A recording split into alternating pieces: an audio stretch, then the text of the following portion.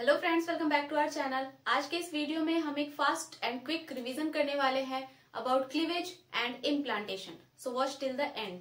सो cleavage क्या होता है? Cleavage is the mitosis division in zygote. Zygote के अंदर जो माइटोसिस डिवीजन होते हैं उसको ही क्लीवेज कहते हैं। तो जो फर्स्ट क्लीवेज होता है मीन्स जब जाइगोट बनता है, जैसे ओवम और स्पर्म का फर्टिलाइजेशन होता है तो बनता है जाइगोट। अब इस जाइगोट के अंदर ये जो क्लीवेज होता है फर्स्ट डिवीजन, उसे ही हम लोग कहते हैं क्लीवेज। ओके, सो ये कैसे डिवीजन होता है? ये है आपका जोना पेलुसिडा और अंदर में है ये जाइगोट। जोना पेलुसिडा ब्रेक नहीं होता। ओके, सो ये बहुत स्लो प्रोसेस होता है, बहुत फास्ट नहीं होता। फर्टिलाइजेशन के बाद 30 आवर्स के बाद ये प्रोसेस होता है। 30 घंटे के बाद फर्स्ट क्लीवेज होता है।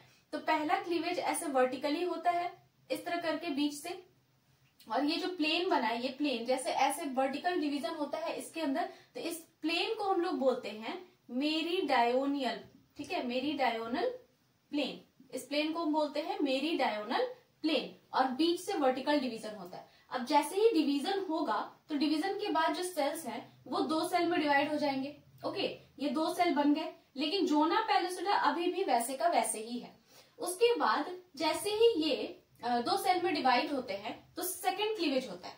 ओके, सेकंड क्लीवेज इस तरह से होता है, हॉरिजॉन्टल क्लीवेज। अब सेकंड क्लीवेज होने के बाद सेल के नंबर कितना हो गया? देखिए, ये ऊपर वाला 1 सेल, फिर नीचे वाला 2 और ये 3। अब 3 सेल हो गए। मीन्स यहाँ पर देखिए कि 2 सेल, जनरली क्या होता है कि 2 सेल्स जो होते हैं वो फिर 4 सेल्स में डिवाइड होते हैं। लेकिन यहाँ पर क्या हो रहा है? यहाँ पर हो रहा है, देखिए 2 सेल थे हमारे पास, लेकिन अभी जब डिवीजन हुआ तो एक सेल के अंदर हुआ, दूसरे सेल के अंदर नहीं हुआ। तो अभी कितने सेल मिले हमें? 3 सेल्स मिले।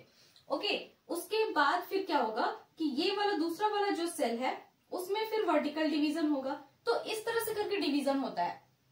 तो इस तरह के डिवीजन को हम लोग बोलते हैं rotational division. Rotational division. Okay, rotational division क्या है? मीन्स ये जो सेकंड और थर्ड क्लीवेज हो रहा है ना, इसमें क्या हो रहा है कि 2 सेल 3 सेल में डिवाइड हो रहे हैं, है ना। 2 सेल था, उसके बाद 3 सेल बना, 3 सेल 5 सेल में डिवाइड हो रहे हैं। तो इस तरह के डिवीजन को हम बोलते हैं एसिंक्रोनस क्लीवेज। एसिंक्रोनस क्लीवेज का मतलब होता है कि इक्वल डिवीजन नहीं होगा। जैसे हमारा 2 सेल 4 में डिवाइड होता है, 4 8 में डिवाइड होते हैं, तो ये इक्वेशनल होता है ना। लेकिन यहाँ पर क्या हो रहा है? 2 है तो 3 में डिवाइड हो गए, 3 5 सेल बना रहे हैं। तो इस तरह के डिवीजन को हम लोग बोलते हैं एसिंक्रोनस क्लीवेज। लेकिन ये बहुत टेम्पररी होता है, हम परमानेंट नहीं होता, थोड़ी देर के लिए होता है। 2 सेल डिवाइड हुए, 3 सेल डिवाइड हुए, तो ये बहुत टेम्पररी होता है, बहुत ही शॉर्ट टाइम पीरियड के लिए होता है। नेक्स्ट, जैसे ही ये सेल इतने डिवाइड हो गए, अब क्या होगा कि ये जो जोना पेलुसिडा है उसके अंदर ये जो सेल्स है ना सारे, वो डिवाइड करते जाएंगे करते जाएंगे करते जाएंगे, अपना नंबर बढ़ाएंगे, और एक टाइम ऐसा आ जाएगा कि यहाँ पर 16 सेल्स प्रेजेंट हो जाएंगे। ठीक है, कितने सेल? 1 2 3 4 5 6 7 8 9 10 11 12 13 14 15 16 सेल्ड स्टेज हो जाएगा।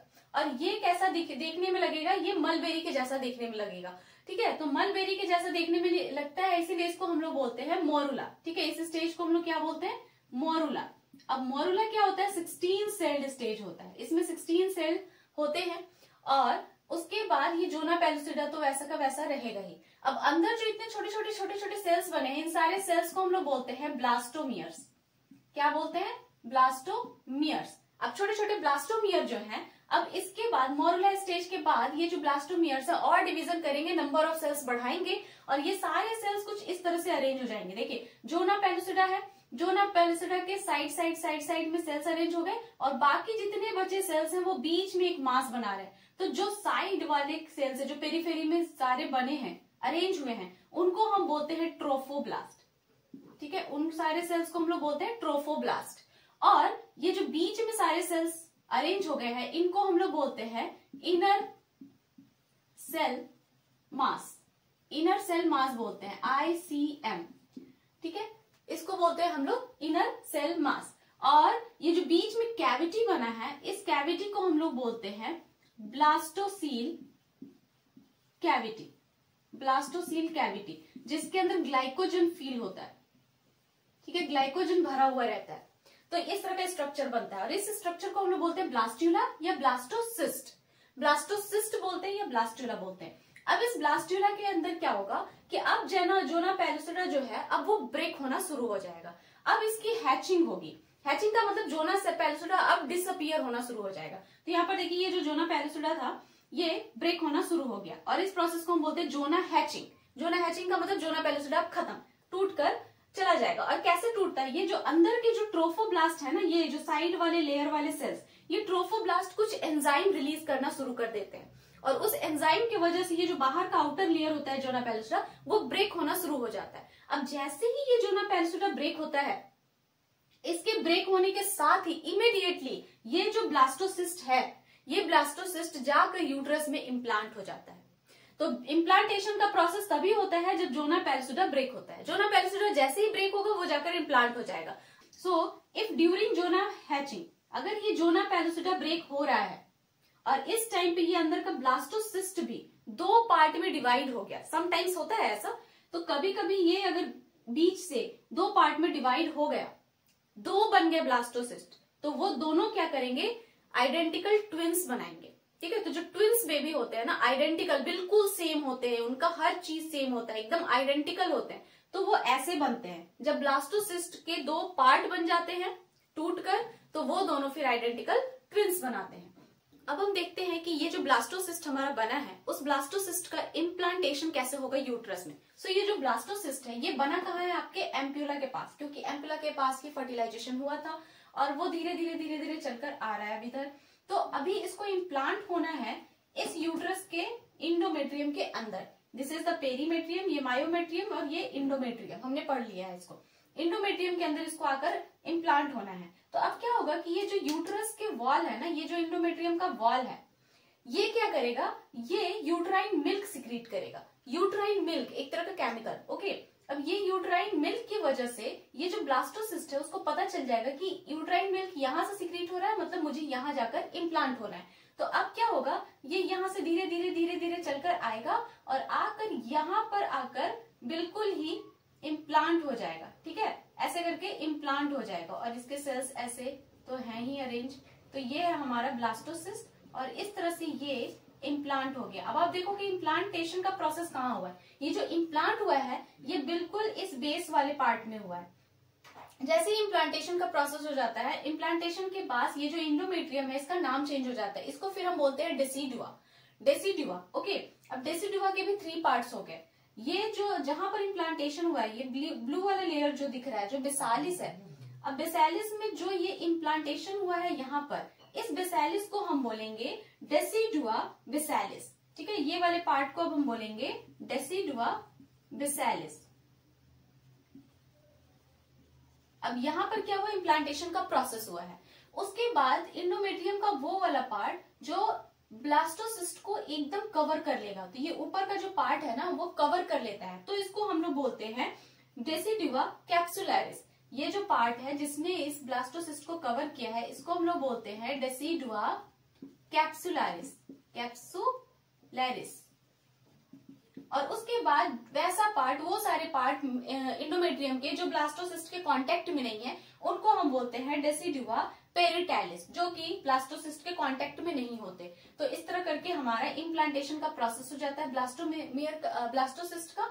और उसके बाद यहीं पर इसका पूरा जेस्टेशन पीरियड कंप्लीट होता है जो कि 9 मंथ्स होते हैं। और यहीं पर इसका डेवलपमेंट होता है, एम्ब्रियोनिक डेवलपमेंट, जिसमें फीटस का डेवलपमेंट होता है। तो इस तरह करके हमारा इम्प्लांटेशन का प्रोसेस होता है। उसके बाद ये जो इम्प्लांटेशन होता है, ये अगर इस यूट्रस के अलावा किसी अदर पार्ट में इम्प्लांटेशन हो जाए, सपोज दैट यहाँ पर जोना पैलिसोडा इसका ब्रेक हुआ और ये इम्प्लांटेशन यहाँ होने के बजाय यहीं पर हो गया, तो इस तरह के इम्प्लांटेशन को हम कहते हैं इक्टोपिक प्रेगनेंसी या फिर ट्यूबल प्रेगनेंसी, जो कि रिस्की होता है। ओके, इस तरह के प्रेगनेंसी को फिर एक्सेप्ट नहीं किया जाता। उसके बाद आफ्टर इम्प्लांटेशन ट्रोफोब्लास्ट, ये जो ट्रोफोब्लास्ट के सेल्स होते हैं ना, ये साइड में जो है वो क्या है, ट्रोफोब्लास्ट। ट्रोफोब्लास्ट के सेल रिलीज करते एक हार्मोन जिसे हम कहते हैं HCG, ह्यूमन कोरियानिक गोनाडोट्रोपिन। ये HCG क्या करता है, ये स्टॉप करता है menstrual cycle during the pregnancy. पूरे प्रेगनेंसी के टाइम पर मेंस्ट्रुअल साइकिल को ये स्टॉप कर देता है। HCG हार्मोन ये रिलीज होता रहता है और उसके बाद ये प्लासेंटा के फॉर्मेशन में भी हेल्प करता है। उसके बाद ये HCG ही वो हार्मोन है जिसके वजह से प्रेगनेंसी टेस्ट किया जाता है और उसी से पता चलता है कि या वो लेडी प्रेग्नेंट है या नहीं। जिसको हम ग्रेविडेक्स टेस्ट कहते हैं। ये एक यूरिन टेस्ट है, HCG यूरिन में प्रेजेंट होता है और उसी से पता चलता है कि वो प्रेग्नेंट है या नहीं। उसके बाद जो इनर सेल मास होते हैं इसके, ये वाला जो पार्ट है इसको हम लोग बोलते हैं ICM, inner mass cell, inner cell mass. Inner cell mass क्या करता है, इसके अंदर कुछ स्टेम सेल्स प्रेजेंट होते हैं। ओके, ये जितने सेल्स है ना, इसके अंदर कुछ स्टेम सेल्स होते हैं और वो स्टेम सेल्स क्या होते हैं, वो स्टेम सेल्स होते हैं प्लूरीपोटेंट सेल। प्लूरीपोटेंट सेल वैसे सेल को कहते हैं जो कि कुछ अदर टाइप के सेल्स को बना सकता है। मीन्स हमारे बॉडी में बहुत तरह के सेल्स होते हैं।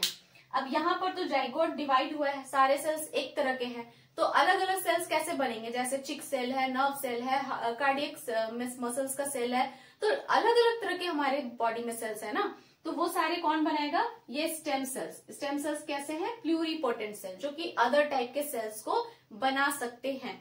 तो इस तरह करके हमारा था क्लीवेज और इम्प्लांटेशन का process. I hope this lecture found helpful to you. If you like the video, then hit the like button and do subscribe my channel. मिलते हैं नेक्स्ट वीडियो में। Till then, bye bye and take care.